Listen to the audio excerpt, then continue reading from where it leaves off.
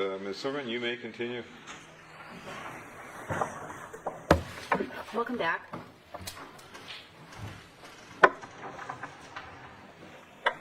And we're stopping at 3, I believe, today. Yeah. My voice is starting to go. Oh, thank you. So when we left off before lunch, we had just finished talking about the dates between January 11th and January 13th. Now I want to move on to January 22nd, which I've covered already in some detail. So I'm going to not spend, again, a lot of time going through it again, but you remember these photos. This is the pho restaurant that was located off of Ventura Boulevard, and what you heard was, and I mentioned yesterday and today, that Mr. Austin was the first person to bring up the attempted hit on Fabio during his proffer on November 18th.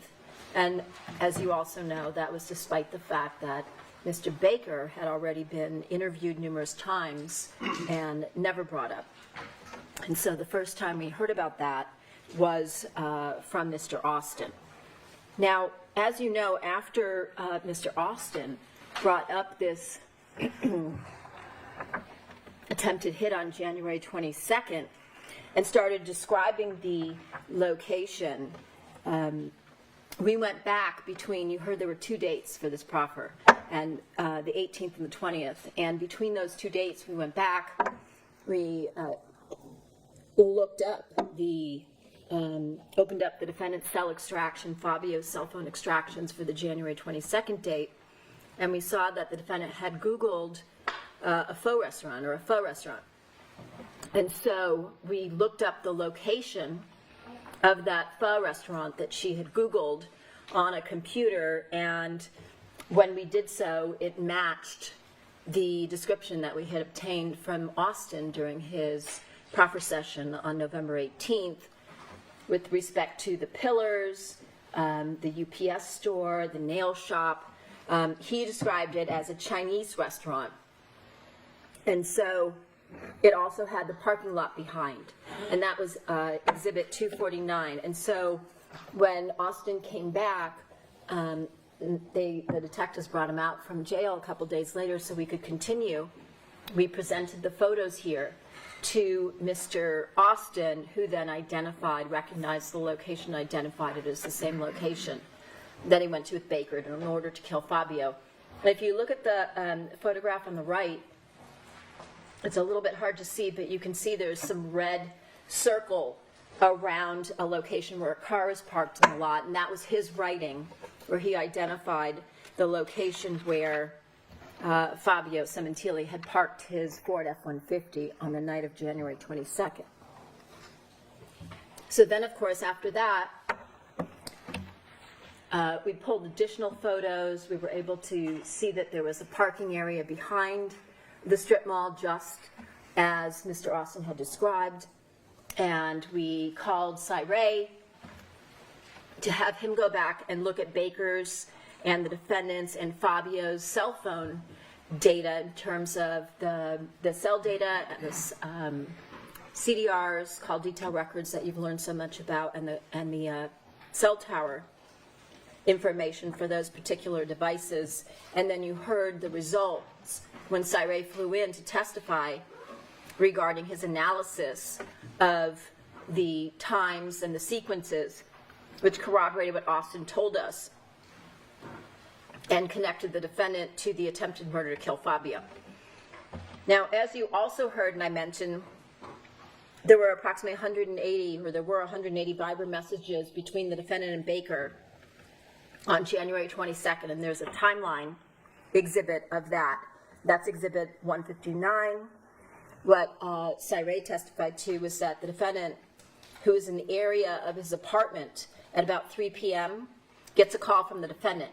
She calls him, just like we talked about what precipitated the meet in Vegas.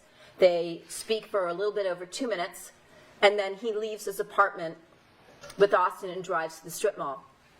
And along the way, he stopped Mr. Baker at a Chase ATM that was next to a Vaughn's.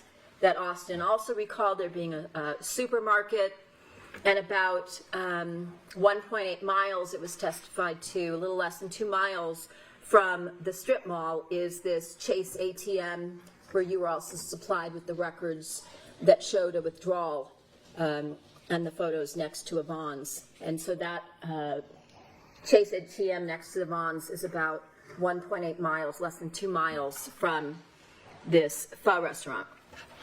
And then, of course, you heard Cyree testify that the cellular records show that Baker's phone stagnates from 3:24 while he's waiting in the area of the strip mall for approximately 2.5 hours prior to Fabio's arrival. Again, evidence of lying in wait, as we talked about, that also occurred on the following date of January 23rd.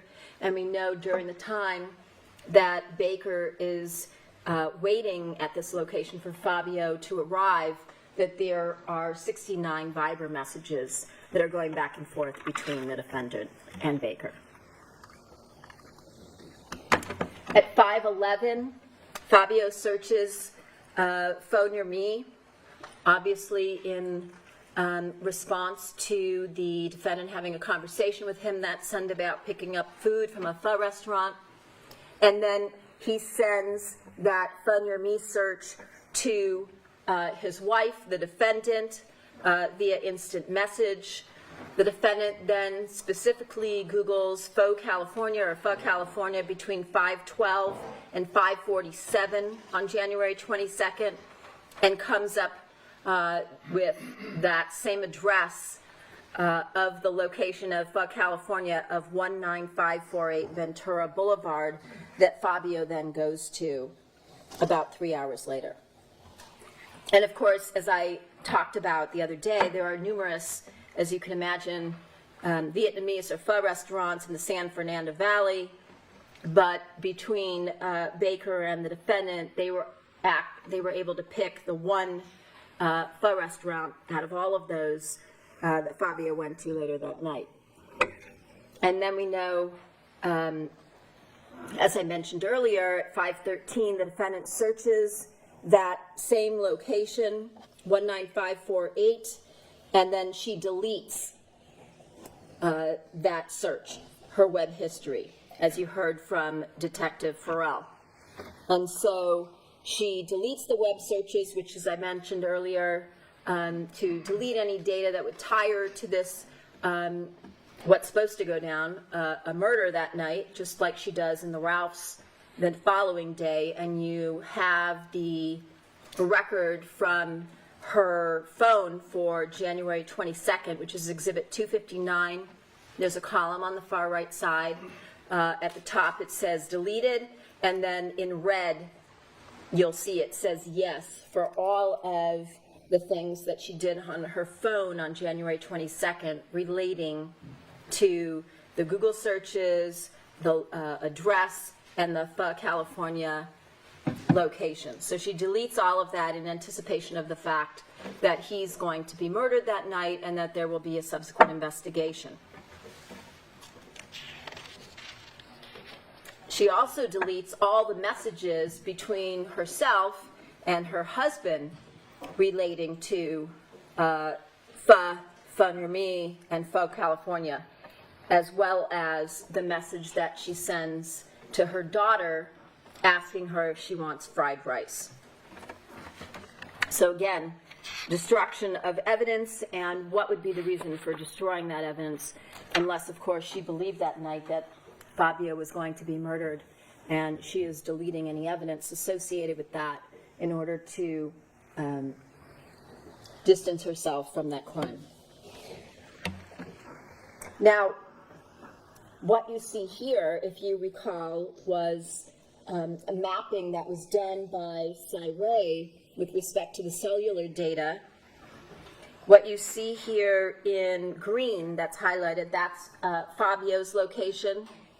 And what you see here in red that's been highlighted is Baker's location. So you can see they lap over and wind up in the same location, which is the 19548 Ventura Boulevard address where the Pho California is.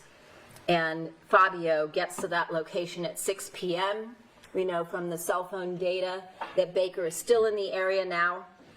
And after that, you heard that Austin saw Fabio picking up food from that Pho California restaurant, which he then described to us as a Chinese restaurant. And that's Exhibit 249.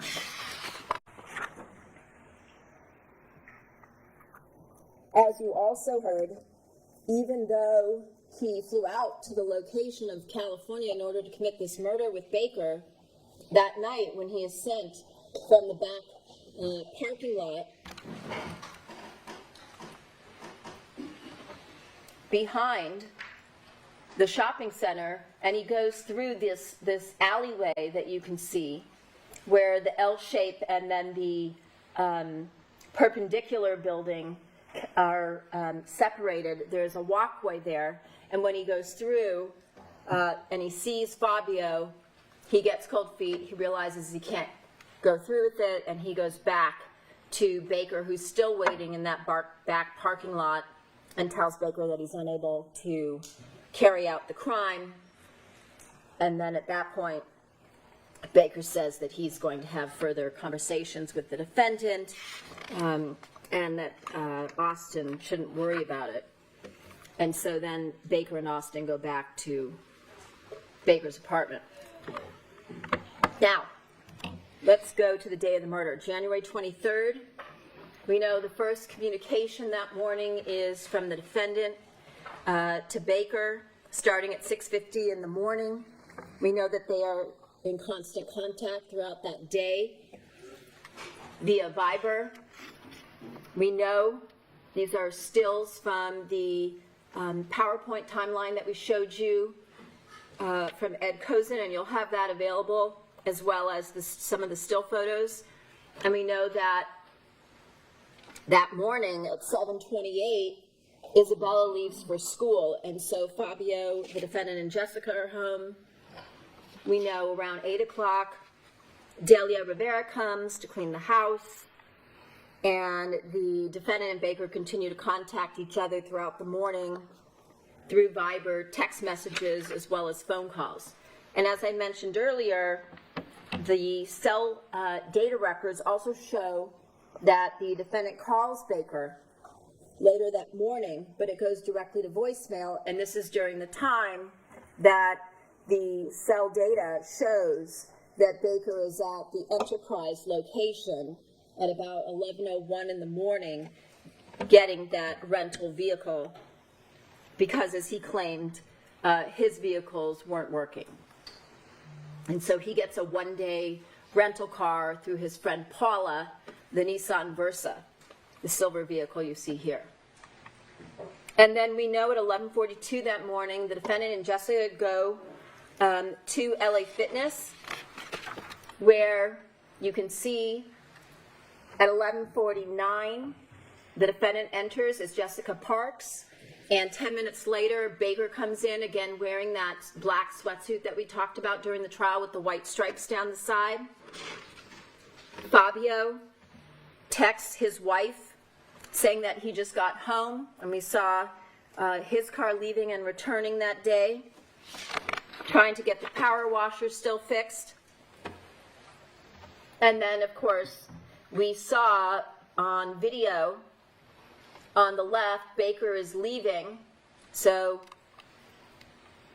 he comes in at 11:59, and at 12:43, less than an hour, he's leaving the location, and just 13 seconds later, we see the defendant followed by her daughter leaving the LA Fitness location. And of course, we don't see anything unusual with respect to Baker with regard to any kind of an injury he's nursing. We don't see the defendant carrying anything in her hand that would potentially drip blood through the house. And of course, as I talked about earlier, Jessica testified there weren't any injuries that took place at the gym that day. She doesn't remember her mom bringing home any items that were bloody, such as a bloody towel. And then the defendant messages back to Fabio saying, "We're on our way home." So at 1 o'clock, the defendant and Jessica return to the residence, and now they are back with Fabio and Delia, who's still there. And once again, the defendant is still communicating with Baker while she's at home.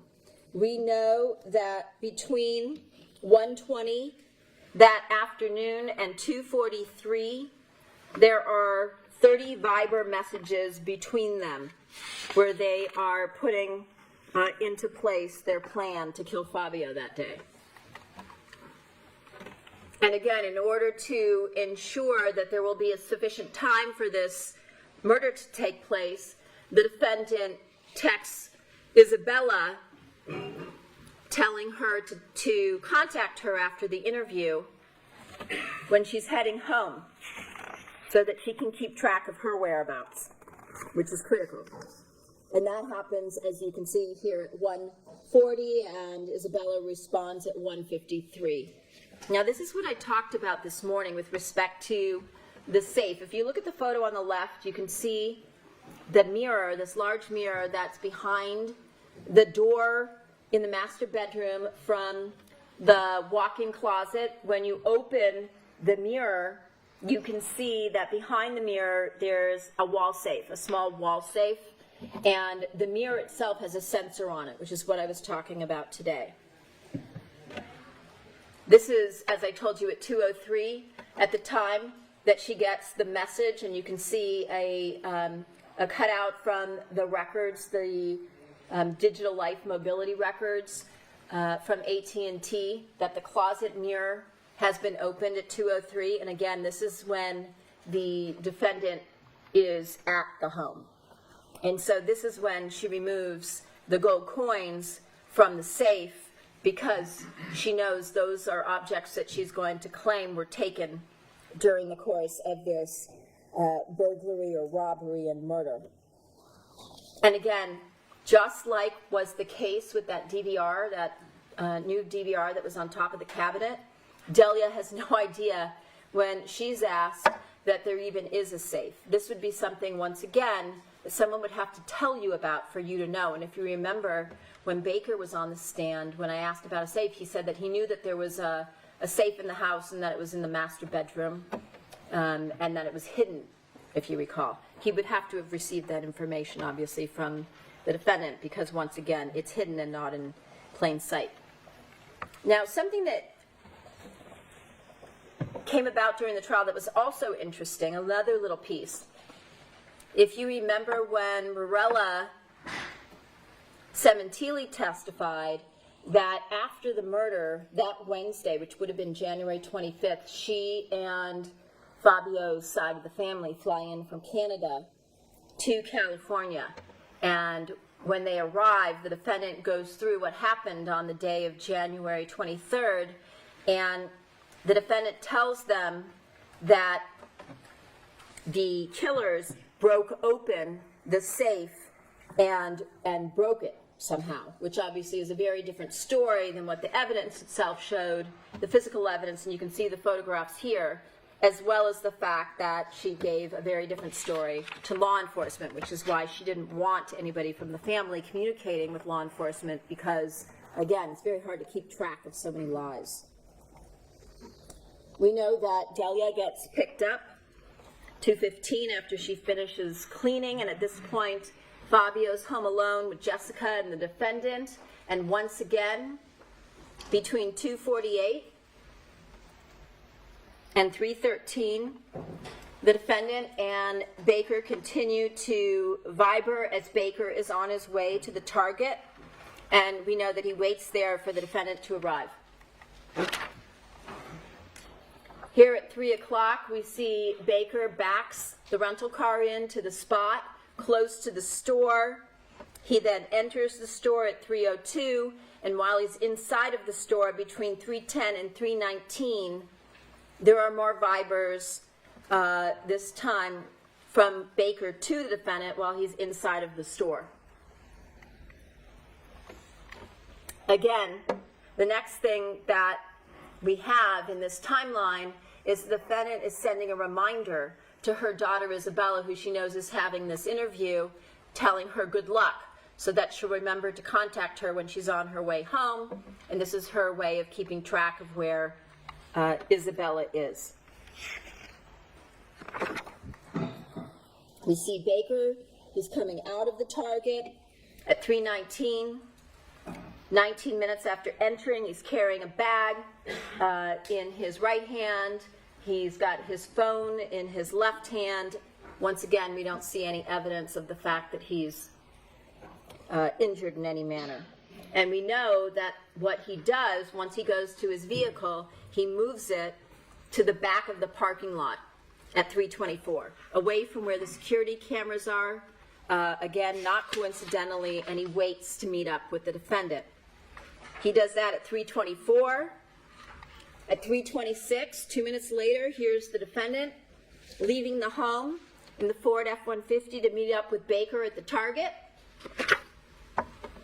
And then the Target surveillance cameras pick up the defendant in the Ford F-150 driving down from Ventura Boulevard, turning into the parking lot. And then you can see in the purple circle the shadow of a figure. The defendant pulls up to that location there on the corner, which was a Payless store, and you can see a figure come around the front of the car, appears to come to the right front passenger side, and then when the defendant drives from that location where she's stopped in the Ford F-150, that figure is no longer there, as Detective Gable described. So then at 3:56, the defendant then reparks the vehicle.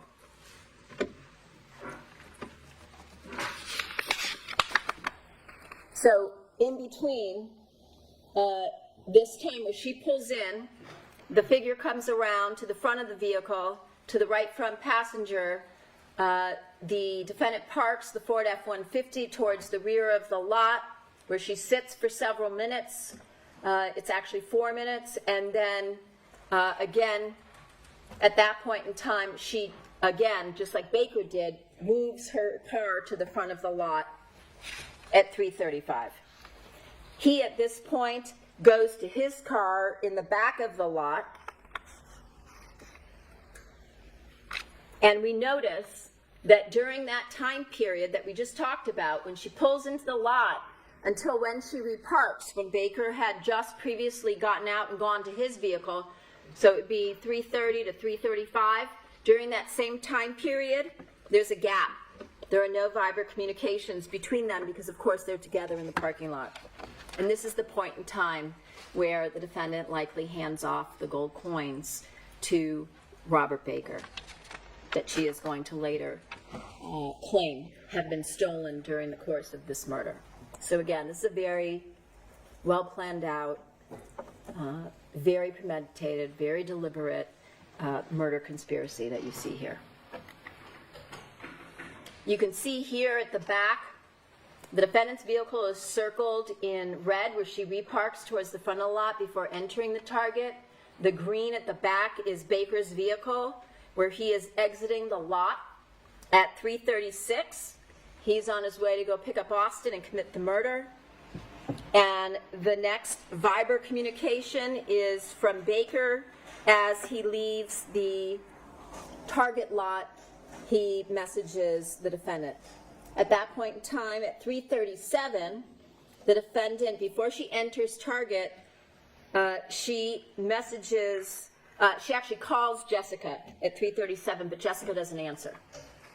So here we are at 3:38, where she enters the Target store in order to create an alibi.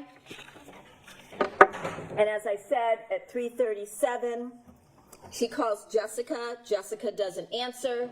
And so, as a result, because she has to get a hold of her, she texts Jessica to get her out of the house. Don't be late for babysitting. That's at 3:40, 2 minutes after, to ensure that Jessica leaves because she knows Baker is soon going to be on his way over to the location.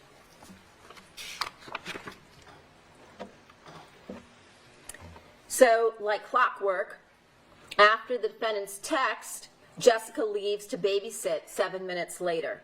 And so Fabio is now left home alone in the house for this brief window of time that only the defendant could possibly be aware of. This is that window of time that I talked to you about between 3:47 and 4:54. We know that the defendant accesses her surveillance cameras to ensure that everyone is gone except Fabio at 3:53. I said it was right before 4. She logs into the IDMSS Lite app to view the surveillance cameras, which was also, as you heard, unusual because the last time she did so was November 10th of 2016. So just, you'd have to believe, coincidentally and out of the blue, just before Fabio is killed, she does that. Or it's completely premeditated because she's ensuring that Jessica now has left. And as you've seen before, at 4:18, Baker and Austin are caught on the surveillance video from the neighborhood where they live, jogging up to the corner of Queen Victoria toward the Sementilli residence as planned by the defendant and Baker. So,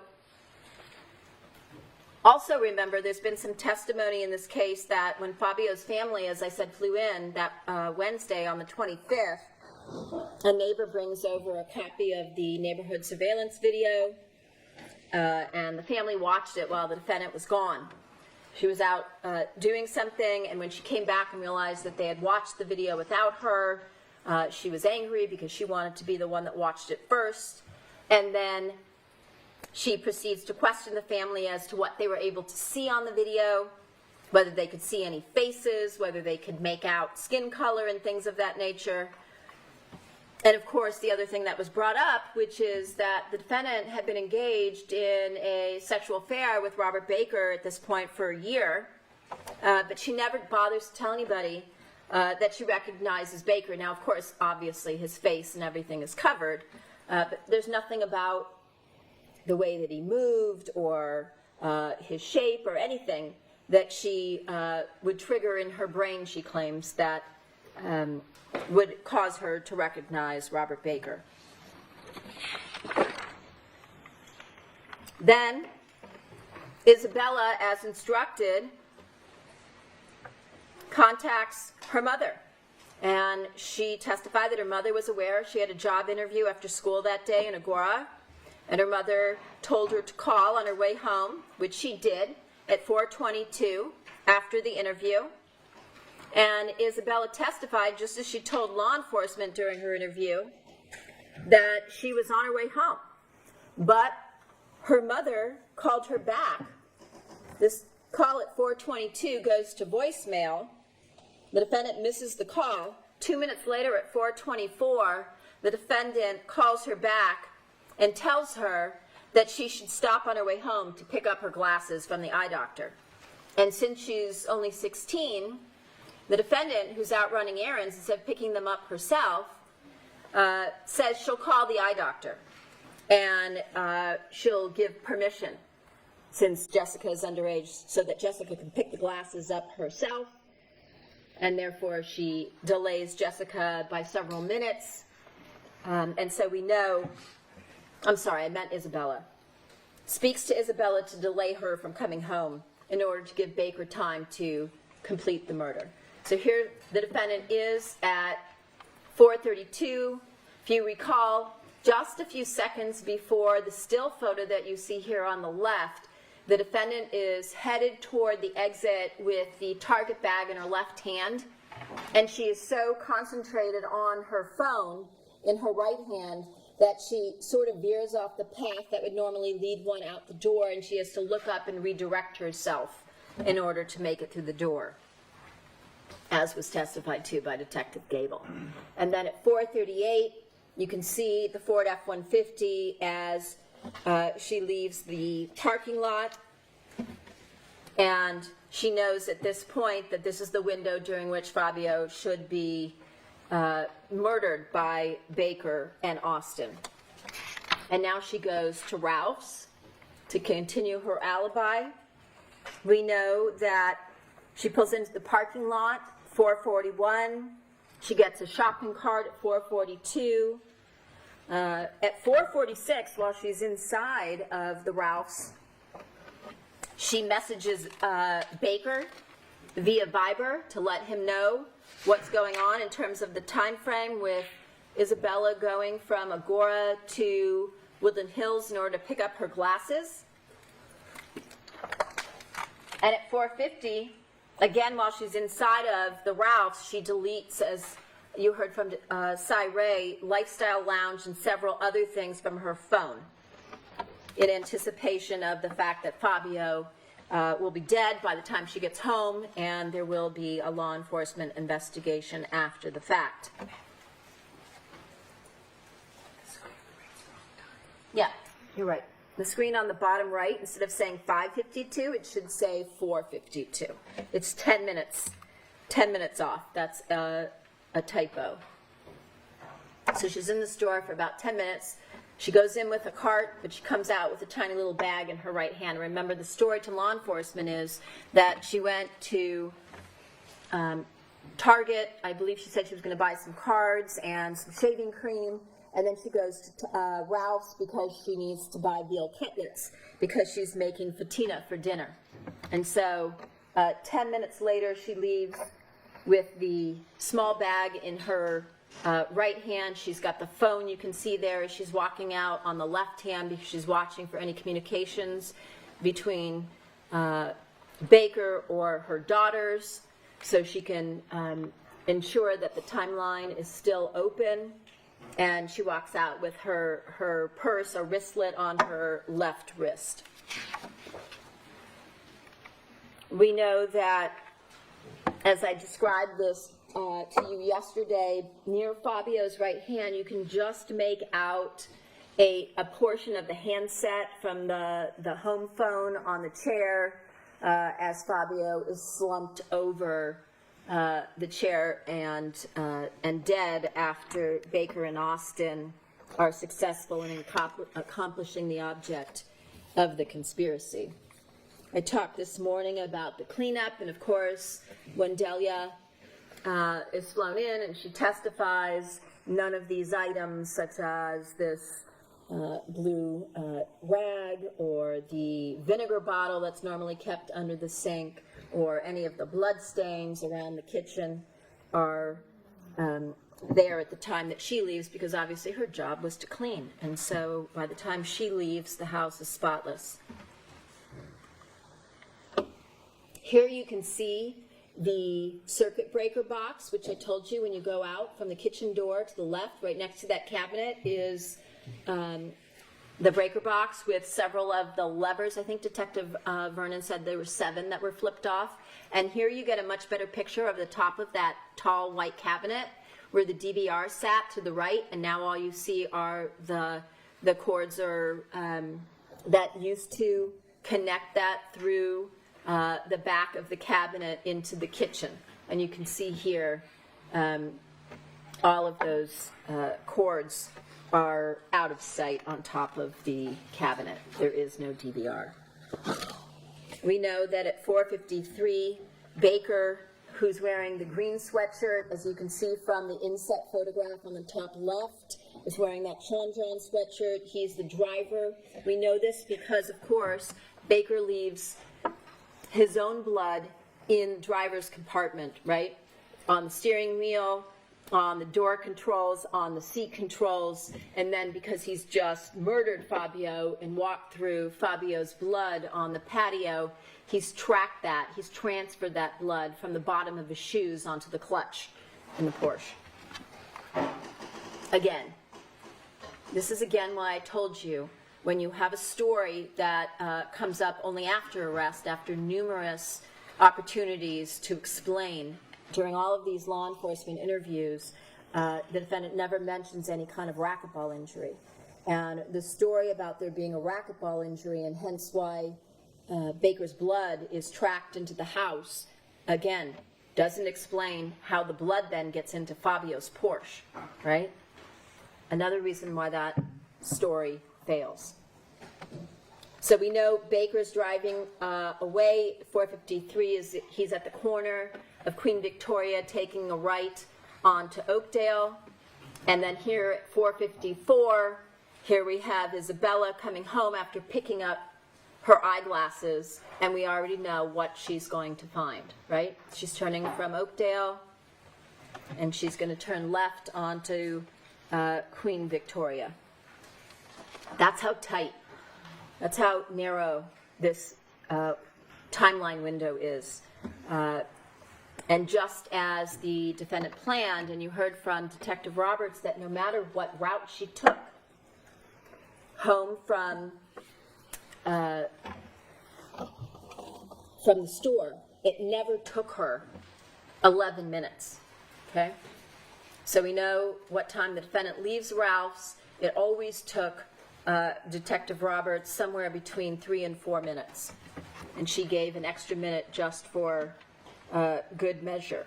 And so what we know is, and what Detective Roberts testified to when she was asked, well, you don't believe that the defendant would intentionally delay her return to the home in order to allow her daughter to find her own father's body, do you? And she said, it's exactly what I believe she did.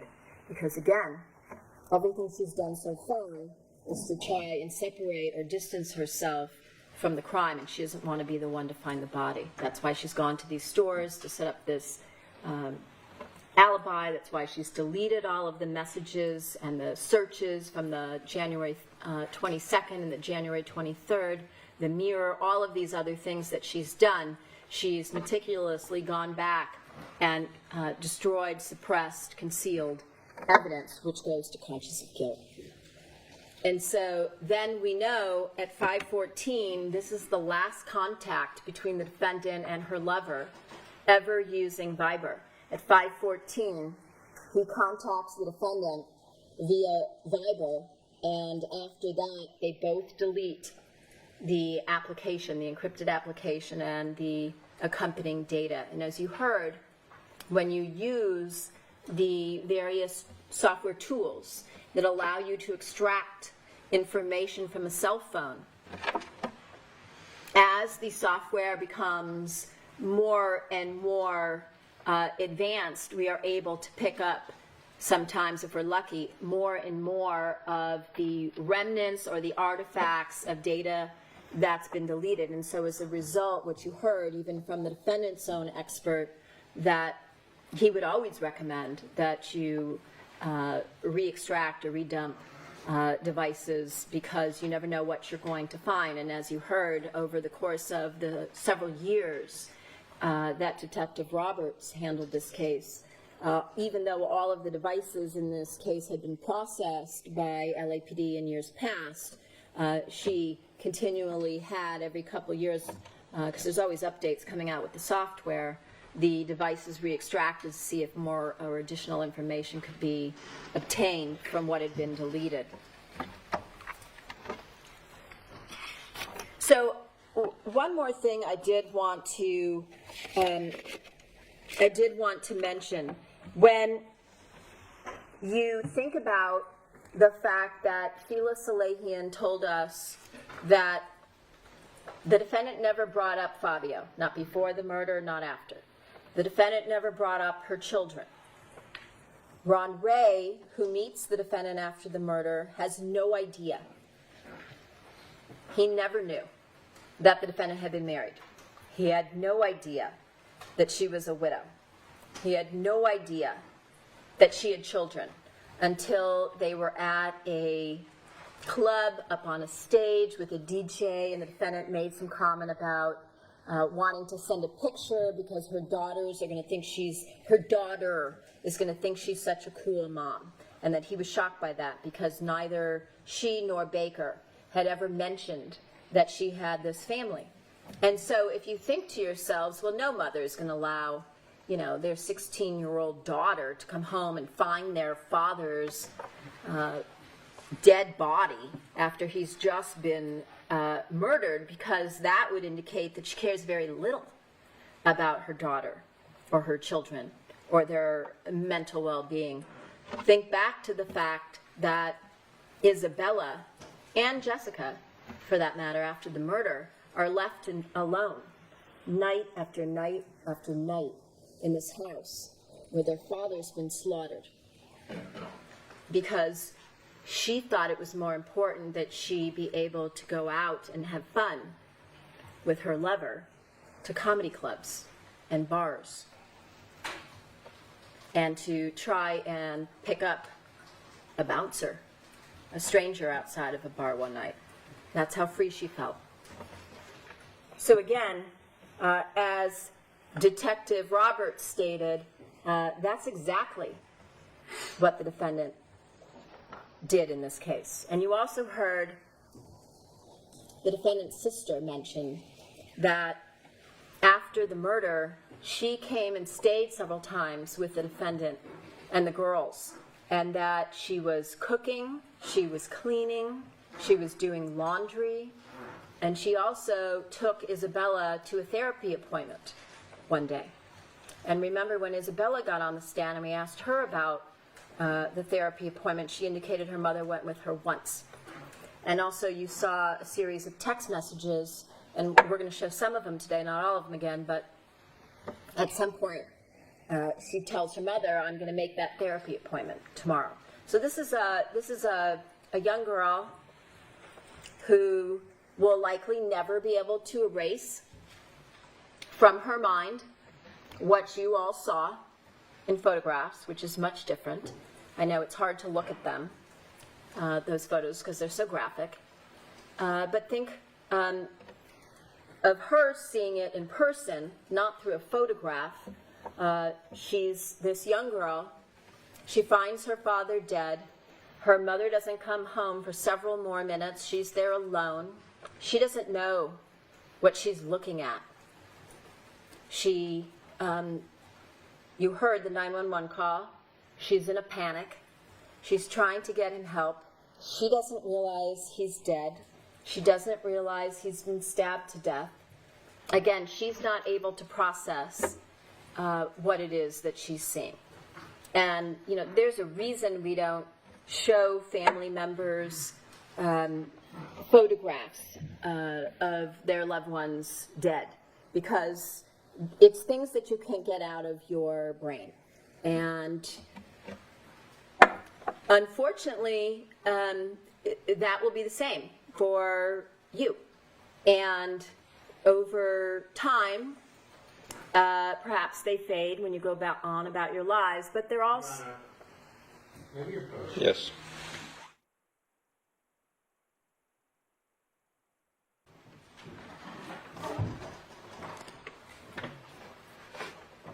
And so, as I said, you heard the 911 call where Isabella is trying to get help and is unable to move her father's body. And then several minutes later, her mother comes home. We know that 45 minutes after they flee, Austin gets ticketed driving the rental vehicle near Baker's apartment, as you heard from Cy Ray. Baker then decides that Austin needs to leave town sooner than expected, because recall, he was due to go back the following day on February 24th. Baker then takes Austin to the flyaway so that he can catch the shuttle back to home, take the shuttle to LAX, and Austin pays a fee to change his ticket at the counter. Before Baker drops him off, Baker hands him the gold coins that the defendant had removed from the safe earlier that day, and subsequently the defendant reports those stolen. So, let's talk about some of the statements the defendant makes to law enforcement after the murder. She is asked by Detectives Parshall and Verna whether her husband had life insurance, and she says she doesn't know. She only thinks he had one policy, and that was a policy for Luigi, Fabio's son, in Toronto, in Canada. They asked her to go through the events of what she did and who she met with on the day of the murder because, again, this crime scene looks very targeted, very suspicious, and they're wondering if something or someone that she came in contact with somehow followed or came to her home. And so she makes no mention of meeting with Robert Baker at all. She also, as I said earlier, makes no mention of any racquetball injury. She also says she has no knowledge of the surveillance camera system, and all of this is recorded, and if you don't remember it, you can read through the transcripts, but listening to her voice and her demeanor as she tries to distance herself and make light of and downplay and minimize is also very important. Again, another key reason why it's important to record your conversations with witnesses and potential defendants. So there is a record going forward, not just of what was said. So someone can't get up like Ms. Obad on the stand and say, well, I didn't say that. Well, there's a transcript, there's a tape. So that someone can't say that they didn't say or that they did say something that the recording shows different. So you have that in this case.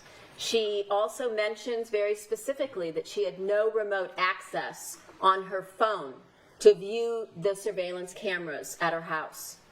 She tells the detectives, as I mentioned earlier, that the safe is hidden behind a mirror in her walk-in closet, which is also hidden behind a door.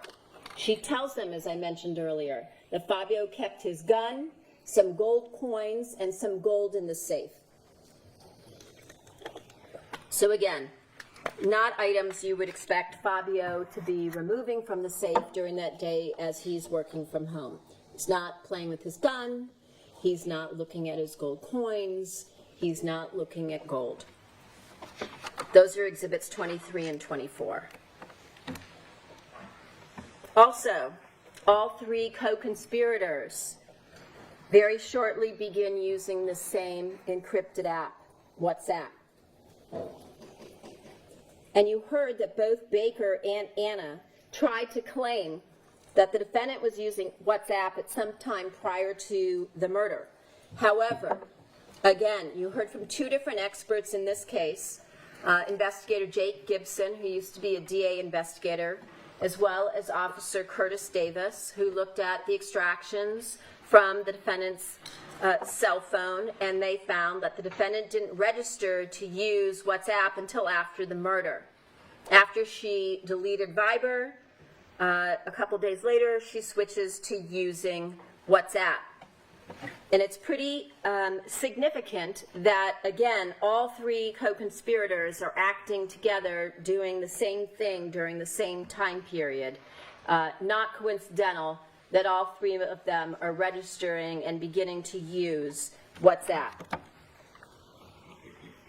And again, as I also mentioned, while they could argue that they used Viber, an encrypted app, prior to the murder because they're hovering up an affair, now there's no husband. What's the reason why you're trying to cover up your communications? Who's going to be looking at your phone, right? So what is it they're trying to hide?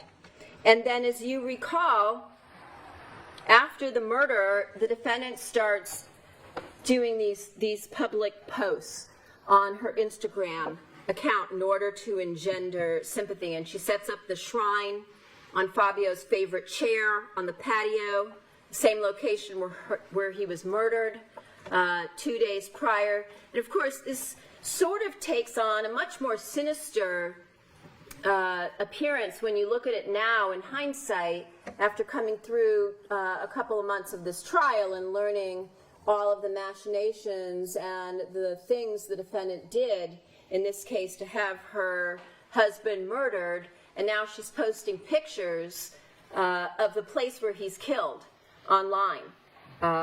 So it takes on, again, a very different perspective. And also, if you recall that, again, Morella Sementilli, Fabio's older sister, who taught him everything he knew about the business and worked together with him for years in various salons before he moved his family to California, when she comes into town with their mother and sister and the kids and their spouses on the 25th, they ask the defendant about what happened on the day of the murder. And the story the defendant gives them is radically different from the one she tells law enforcement, which isn't surprising because we heard that she does this all the time. She lies and she changes up the story. As Deborah Obad called it, shady behavior. And she claimed that she took Fabio to a colonoscopy appointment that morning, which we know was false because we saw what happened on the surveillance video and the cell records of where she went and what she did. That she and Fabio ran some errands. I think instead of saying a power washer at this point, she said it was a weed whacker because it was a lie. And she said they went out, they had a great lunch. They spent a beautiful day together, she said. And then she dropped Fabio off, remember, at home because she was going out to Ralph's to pick up the ingredients she needed for the dinner, the fatina she was planning on cooking that night. And this is when, of course, she also tells them that the safe had been broken open by the robbers and the lock was broken. And I talked to you earlier about the alert that came at 2:03 and the mobility records and what happened during that week when the family saw the surveillance video and the defendant came home and became very angry that they had watched that without her. And then you heard that in the weeks following the murder and the months, the defendant was constantly complaining about the fact that she and her daughters didn't have enough money. And there's a text string between the defendant and Morella. It's Exhibit 610, where the defendant even talks about the estate attorney and hiring an estate attorney to try and acquire money from Fabio's estate. And Morella becomes so concerned for her sister-in-law because they had been like sisters all these years, and her nieces, that she asks her partner Marco to help her. And so then you heard the defense try to portray the defendant as the victim, when in fact what the evidence showed is that she lied, cheated, manipulated, and fooled so many people who cared about her, who loved her, but suddenly all of the people who tried to help her are the ones at fault here, who shouldn't be believed. And so you also heard what happened, that in their tradition, they have what's called a 30-day anniversary 30 days after the death. And there are church services and memorials and things of that nature. And after the fact, Morella and Marco had a lot of the people that came to the services back to their house up in Canada, and the defendant came.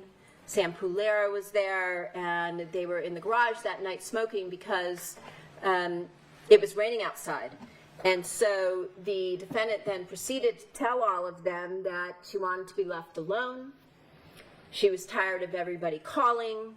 She was tired of them coming down and staying with her. She wanted to be left alone to do what she wanted to do because she wanted to be free, and that Fabio would want her to move on. And remember, this is 30 days after his death. So we're talking about an almost 20-year marriage, and then the words that if she wanted to fuck somebody, she's going to fuck somebody.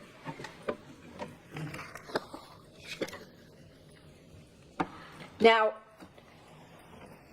when we talk about the local funeral service in the Valley on January 29th, that following Sunday, and then the wake at the Sementilli home, we know that Robert Baker, who was the only one that wasn't connected to Fabio at this location, was there at the invitation, obviously, of the defendant.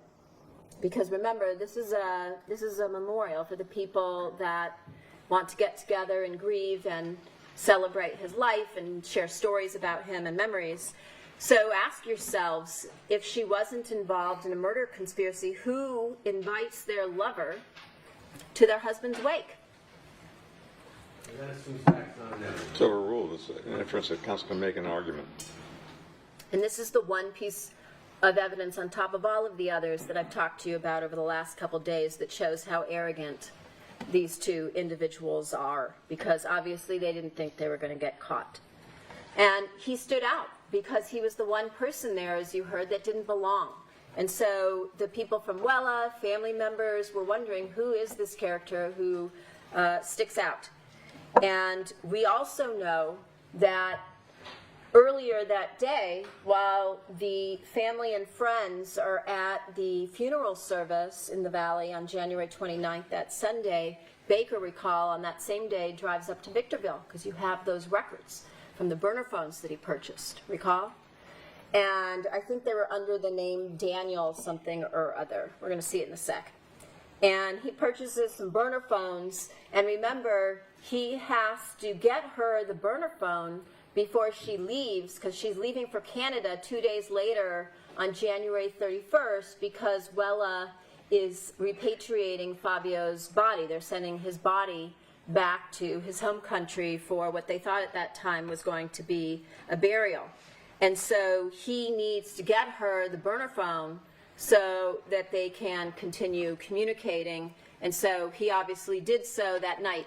Another thing that I wanted to point out, I also mentioned a few moments ago that the posting of Fabio's favorite chair in the shrine that the defendant set up with the cigar that, if you recall, Dave Diaz said he had just brought over to Fabio a couple days before, and some of Fabio's favorite things, and took on a sinister quality when you look at it in hindsight.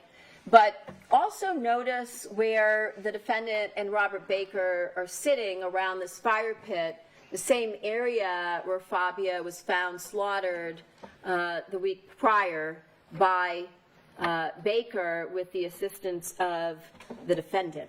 And there were numerous people who said they felt very uncomfortable when they went over to the Sementilli home to pay condolence calls during that week, because the defendant was going out to that location and showing people this is where he was killed, and everybody felt very uncomfortable because what they knew had happened there. So here are those T-Mobile records. Daniel Jones, you can see from T-Mobile with the same address. That's a fake address for these burner phones. And then, of course, when the defendant goes to Canada, we know she takes the ZTE burner phone with her because, of course, it says on January 31st, welcome to Canada.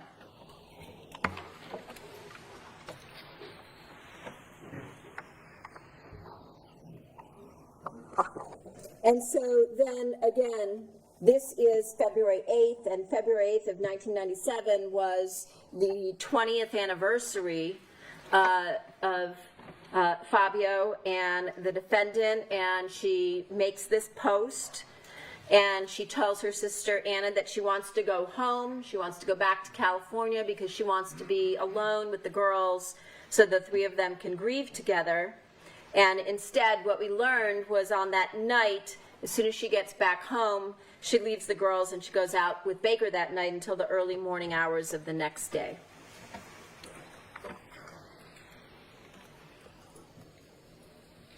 And as I talked about earlier, where I told you that the defendant has a history of using people to do her dirty work, we know that Anna comes into town after the funeral services in Toronto to stay with the defendant, but she leaves town on February 19th.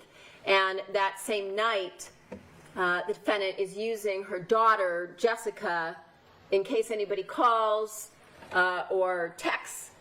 Don't say you even have a friend over.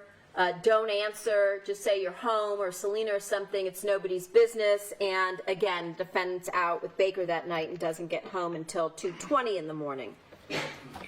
Now, Anna also told you that she was aware that during this time period, State Farm paid money to replace that DVR system, and as she said, to do stuff around the house, which Anna told you she thought was excessive. And so the defendant took that money and she repainted, she got new carpet, she bought new drapes. But again, you'd think that a mother who cared an ounce about having security and making sure her kids are safe at the location where her husband's been murdered, when she's going to be leaving them alone, the first priority would be to replace the security system or buy some kind of a more significant security system, but she never does that. And again, on February 19th, she's asking her daughter to lie for her, and we know that she's out with Baker until the early morning hours of the following day on the 20th. Now, on that same day, on February 20th, she has a recorded call with Detective Parshall, which we played for you, where again, he asks what she did on the 23rd to go back over the details. And again, she mentions going to the gym, but she never mentions Baker. She doesn't mention any type of an accident. And she again mentions going shopping, but fails again to mention that she met up with Baker at the Target. This is exhibits 39 and 40, the recording and the transcript. And then we heard that on February 21st, Detectives Parshall and Verna come to the Queen Victoria home in order to sit down and have a more lengthy interview with the defendant since the night of the murder. And you heard the recording of that particular interview. And this is the same day, February 21st, but at the beginning, you heard the defendant mention that she had family in at that time that was staying with her. We know that's the same day that Jessica is interviewed. Ernie Valorano, Fabio's friend, is there that day. He's interviewed. And again, the defendant lies to them. She tells them she didn't have remote access to the home surveillance cameras. In fact, she goes further, doubles down now, says she doesn't have any contact information for the installation company. Remember that whole email chain with Sean Conn? She tells law enforcement that the reason she might not have any of that information is because Fabio carried a lot of cash in his pockets, and he probably paid them in cash, so there might not be any paper trail. So there's no way for her to find the name of the company. She never mentioned that she was in communication with Baker that entire day. She never mentioned, again, seeing Baker twice that day. And then she comes up with this news story that she tries to float, that maybe when they ask her, has anybody had any accidents? Is there any reason why there should be blood in your house? Because remember, this is February 21st, and what you learned was that on the 14th of February, detectives receive the preliminary results from the crime scene in the Porsche with blood samples that match up to Baker. And so they ask, is there any reason why anybody else's blood should be in this house? And she says, they don't tell her about the DNA results, but she says, well, Fabio might have cut himself trying to fix a power washer. And once again, doesn't mention any racquetball injury, which obviously would have been relevant to this particular area of conversation. She mentions that gold coins are missing, which we know have been kept in the safe. And she downplays her relationship with Baker to the extent that she even pretends not to know his last name. Remember, she says, Robert, he's the racquetball coach. I think his name might be Baker. And she also tells the detectives that Baker had never been home, to the home prior to the murder.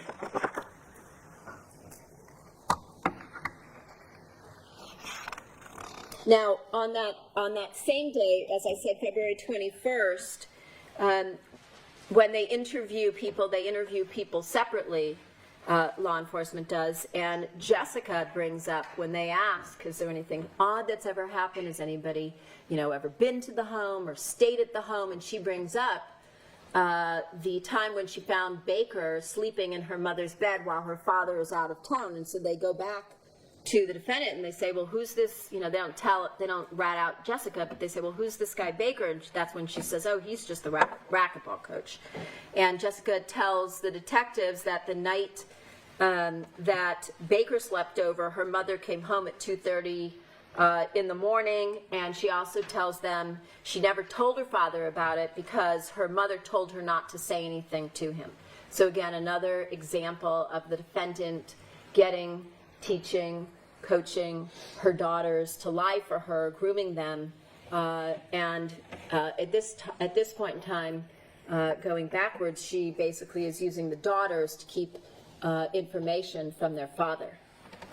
And this is also when, if you recall, Ernie Valorano's testimony, when he came in to testify at trial and talked about this, that he said that when the detective spoke to him that day and they asked him if he was had any information, if either Fabio or the defendant maybe ever had an affair, he was offended by it. And he was appalled that law enforcement would even be asking him these questions about his close friends. And then he relates to them the story about how the year prior, he and Fabio traveled to Thailand for a golf trip. And that they would have dinner every night after they golfed, and then Fabio would rush back to his room because he wanted to FaceTime, and accounting for the time difference, he wanted to be able to reach his wife and his girls, like you saw in the OPI post, his beloved girls, so that he could speak to them every single night. And so Ernie testified that he never even suspected or thought for a moment that either Fabio or the defendant would have ever had an affair. And so, again, as I said, a lot of these people, once they learn several months after that the defendant's arrested with her lover for Fabio's murder, you can imagine that one would be quite angry and feel extremely betrayed, especially given all of the things these very good, decent people did for her and her daughters. So later that same night, after she has this interview with law enforcement, the defendant on February 21st is out again with Baker until about 1 a.m. You heard about all of this and the photographs, and contrary to the defense spin story that Baker was the one that was in charge, it's fairly clear that the defendant's actions show she's the one. She's the one who calls the shots. And one of those examples was when they're out and the defendant comes out from a bar that they're in, and she initiates an encounter with a bouncer out front of the location where surveillance officers are watching this go down. Baker is inside the bar, but if you recall, they observe her. She sits down next to a bouncer on a bench, the bench out front. She starts touching the bouncer on his inner thigh area. She puts her hand behind his neck and then kisses him on the lips, and then goes back in to the bar and later comes out later with Baker.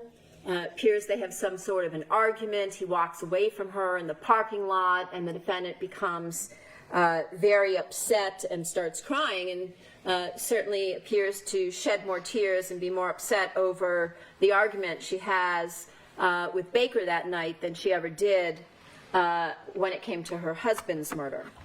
So the following night, on February 22nd, we learn that the Gangs and Narcotics Division, who's tasked with doing the surveillance at this point in time in February, follows the defendant and Baker, and the detectives, Verna and Parshall, are trying to figure out where Baker's staying because they know he's not going back to his house, and so they follow him back to Roger Brown's apartment in Glendale that night. And so you heard from Roger Brown, who's been friends with the defendant since 1997.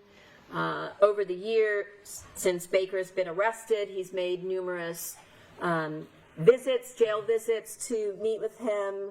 Baker calls him regularly from jail, and he testified actually twice that he used to play basketball, I think, with Baker and some other individuals, including this attorney, Howard Lynch. And if you recall, Howard Lynch, his name came up once again once the defendant and Baker were arrested, because they're using his law office to call through to make clean calls initially so they can leave messages with him and his staff, and then once Howard Lynch decides this is probably not a real good idea and he could get into trouble, he has a conversation with Baker and they switch to using April, if you recall, to call through.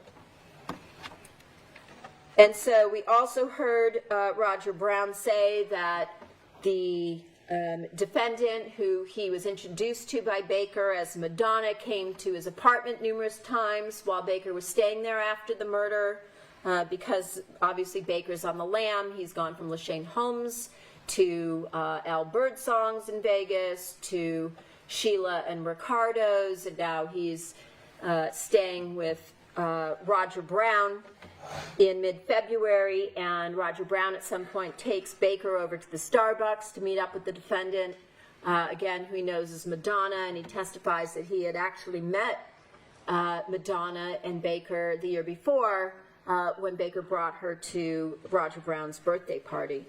And so he testifies to some of that, but again, he tries to indicate he doesn't think Madonna ever slept over, but he was in another room and he didn't pay attention and things of that nature to try and distance himself. And we also know that the night before his arrest, on June 13th, that's the day, remember, when the defendant is returning from Toronto after the Mirror Awards, and she flies home in Baker's army shirt and takes photos. Baker comes over to Roger Brown's apartment and gives him a new phone number. And that number, if you recall, again, connecting up little pieces of information, turned out to be the burner phone number for one of the phones that Baker purchased in Victorville on the date of January 29th before going to the wake, where he gives the defendant the one he bought for her. And so on the 25th, again, the defendant is out with Baker, this time till 3:15 in the morning. We heard from the surveillance crew, G&D, they follow the defendant and Baker, and the defendant picks Baker up again from Roger Brown's. They go out. They arrive back at the apartment at 12:45 in the morning, where the defendant then stays until 3:14 the next day, which is now February 26th, before she goes home. We know that on February 26th, she flies to Toronto for Fabio's 1-month memorial of his death, just to give you the timeline of the pieces. And then March 4th, after the defendant returns to the Los Angeles area after the 1-month memorial in Toronto, where she returned on March 3rd, she immediately resumes the same pattern where she's going out with Baker. On this date, March 3rd, she and Baker stay at a hotel until 6:18 in the morning the next day, and we heard about that during the cross-examination of the defendant's sister, Anna. Now, you also heard that the defendant made a series of calls to Detective Barshal, and once again, Detective Barshal and Detective Verna recorded, if at all possible, every time she would call. And you heard a set of those recordings along with a transcript, and during this phone call on March 8th, the defendant is asking Detective Barshal about whether or not there's been any DNA results. And of course, Barshal isn't going to share his investigative information. She again reiterates now for the third time, fourth time, she doesn't know the make or model of this DVR system. She can't locate any documents relating to the system. And she says, again, she puts it on Fabio, that he's the one that purchased and replaced the system with the installers, but she has not replaced the security system. And Barshal is repeatedly asking her this question every time he speaks to her, because the defendant claims she still is waiting for the insurance money. And we heard that wasn't true from the defendant's sister, Anna, who said the amount of money that they sent her was excessive, and so the defendant was redoing the house. Is it a good time, Doctor? Sure. All right, we will adjourn until Monday at 9 a.m. Again, the admin surprise, not discuss this case among yourselves with anyone else, or former expressing opinions on the cause is not submitted to you. Today is just a regular Friday, but tomorrow, unfortunately, is Chores Saturday. I'm not looking forward to it, but I don't want to do it alone, so join me in doing